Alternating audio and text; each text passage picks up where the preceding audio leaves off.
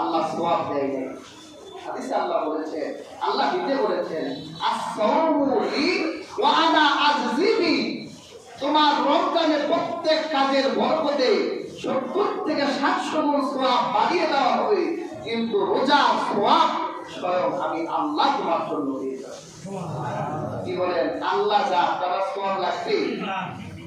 বাদশাহ হারুন রশিদ এর এক গোলাম ছিল আয়াজ। বাদশাহ হারুন বলল, আজকে আমার ধন ভান্ডারের খাজানা খুলে দিলাম, তোমরা যা চাইবে তাই পাবে। সবাই তো বাদশার কাছে আমার ঘোড়া লাগবে, আমার গাড়ি লাগবে, আমার এটা লাগবে, ওটা লাগবে, কিন্তু হারুন রশিদের গোলাম আয়াজ দাঁড়িয়ে আছে, কিছুই চায় না। হারুন রশিদ বলল, সবাই চায়, আয়াজ তুমি কি বোকাই হয়ে গেলে? তুমি তো আমার কাছে কিছু চাও না। আয়াজ বলল, আমি আপনার কাছে একটা জিনিসই চেয়ে ফেলেছি, যে আমি গাড়ি চাই না, ঘোড়া চাই না, ধন ভান্ডার চাই না, আমি বাদশাকে চাই। যদি বাদশাহ আমার হয়, ধন ভান্ডার আমার, ঘোড়া আমার, গাড়ি আমার, তারা বাদশাহ চেয়ে নিয়েছে।